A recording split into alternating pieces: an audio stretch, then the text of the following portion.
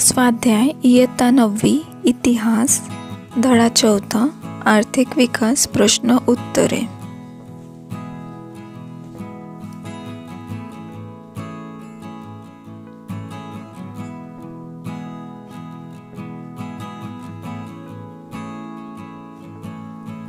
प्रश्न 1 अ दिलेल्या पर्यायांपैकी योग्य पर्याय निवडून विधाने पूर्ण करा। 1. 19 जुलै 1969 साली देशातील प्रमुख रिकामी जागा बँकांचे राष्ट्रीयकरण करण्यात आले।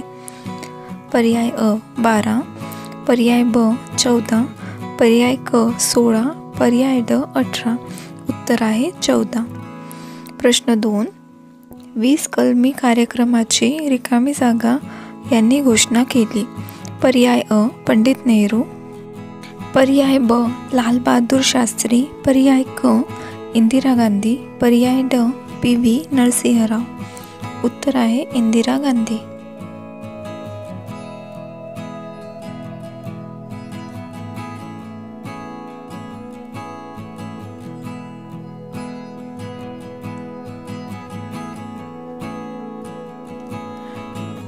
प्रश्न ब पुढीलपैकी चुकीची जोडी ओळखून लिहा। 1. कावसजी दावर पोलादचा कारखाना। 2. डॉक्टर दत्ता सामंत गिरणी कामगाराचे नेतृत्व। 3. ना. मे. लोखंडे गिरणी कामगारांना सुट्टी। 4. नारायण सुर्वे कवितांद्वारे श्रमिकांच्या जीवनाचे दर्शन। उत्तर चुकीची जोडी आहे कावसजी दादर। योग्य जोडी आहे कावसजी दादर पहिली कापड गिरणी।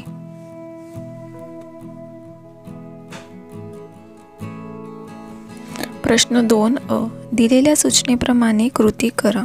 पुढील तक्ता पूर्ण करा।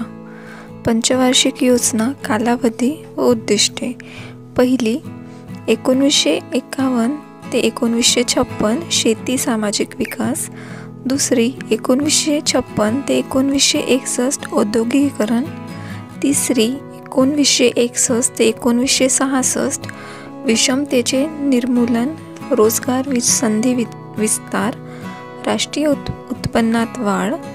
चौथी 1969 ते 1974 शास्त्रीय संशोधन आरोग्य व कुटुंब नियोजन। पाचवी 1974 ते 1979 दारिद्र्य निर्मूलन देश आर्थिकदृष्ट्या स्वावलंबी बनवणे।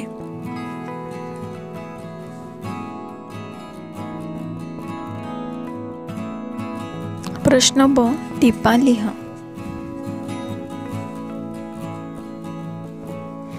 1. मिश्र अर्थव्यवस्था।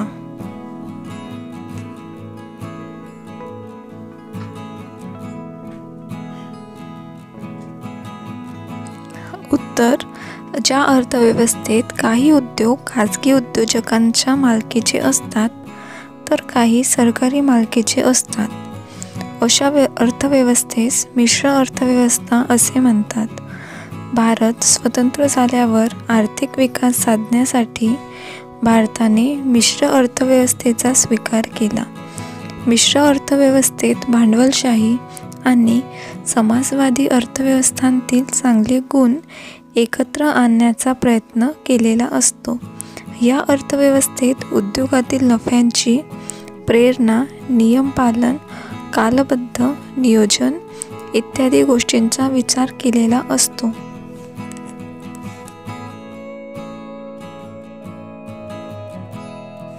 दोन 20 कलमी कार्यक्रम।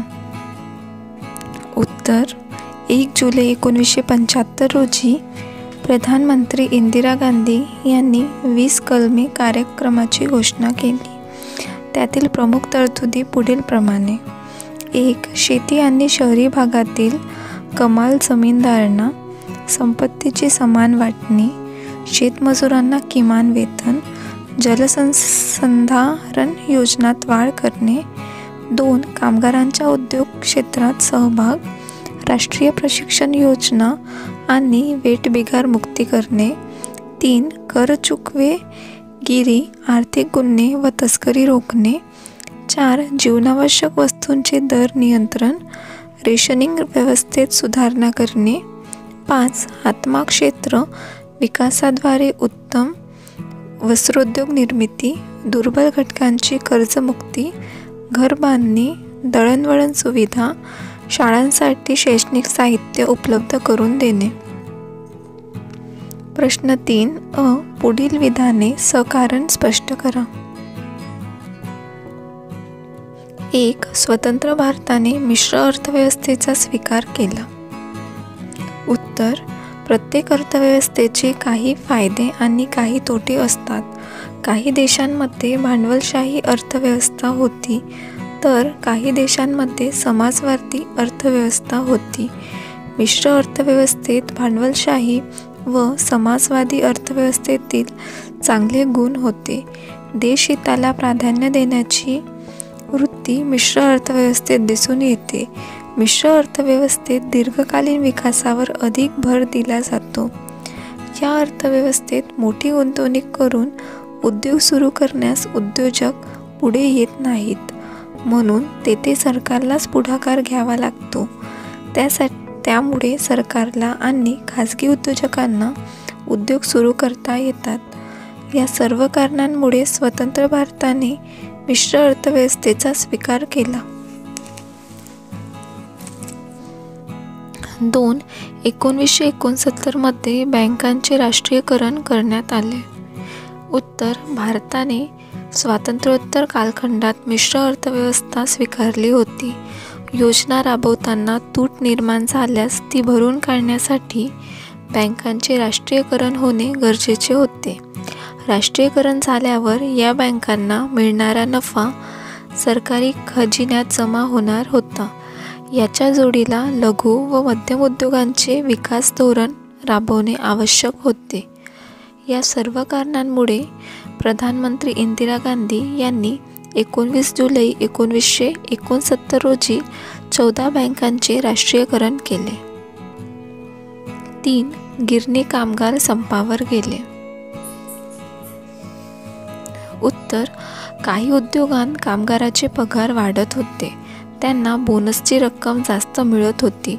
गिरणी कामगारांपेक्षा त्यांना जास्तीच्या सुविधा मिळत होत्या.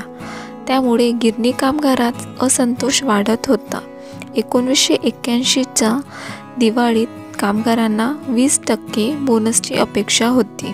कामगारांचे प्रतिनिधित्व करणाऱ्या राष्ट्रीय मिल मजदूर संघाने मालक वर्गाशी वाटाघाटी करून कामगार वर्गाला विश्वासात न घेता 8 ते 17% वर तडजोड केली. बोनसमधील कपात ही असंतोषाची ठिणगी ठरली. काही कामगार डॉक्टर दत्ता सामंत यांच्याकडे गेले. त्यांनी डॉक्टरांना नेतृत्व स्वीकारण्याची विनंती केली. 65 गिरण्यांमधील कामगार एकत्र आले आणि दत्ता सामंत संपाचे नेतृत्व करू लागले. 18 जानेवारी 1982 रोजी मुंबईत 2.5 लाख गिरणी कामगार संपावर गेले. प्रश्न 4. पुढील प्रश्नांची सविस्तर उत्तरे लिहा.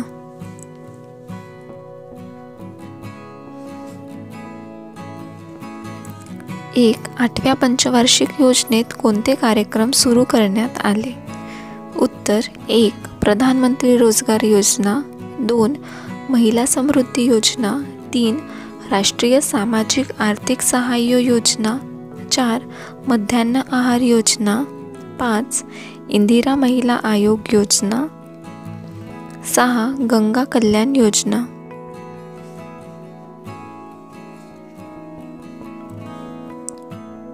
2. दुसऱ्या पंचवार्षिक योजनेत कोणते प्रकल्प सुरू करण्यात आले? उत्तर: दुसऱ्या पंचवार्षिक योजनेत खालील प्रकल्प सुरू करण्यात आले. 1. दुर्गापूर, भिलाई, राऊरकेला येथील पोलादाचे कारखाने. 2. सिंद्री येथील रासायनिक खतांचा कारखाना. 3. चित्तरंजन येथील रेल्वे इंजिनांचा कारखाना. 4. पेरांबूर येथील आगगाडीचा डब्यांचा कारखाना. 5. विशाखापट्टणमचा जहाज बांधणीचा कारखाना. 6. भाकरा नांगल, दामोदर यांसारखी प्रचंड धरणे. तर अशा प्रकारे आपल्याला प्रश्नांची उत्तरे लिहायची आहे। तर इतर विषयांचे व्हिडिओज बघण्यासाठी चॅनलच्या प्लेलिस्टमध्ये बघा आणि चॅनलवर नवीन असाल तर चॅनलला सबस्क्राईब करा, आपल्या मित्रांसोबत शेअर करा व नोटिफिकेशन बेललासुद्धा ऑन करा। यामुळे तुम्हाला नवीन व्हिडिओचे नोटिफिकेशन लगेच मिळेल। थँक्यू।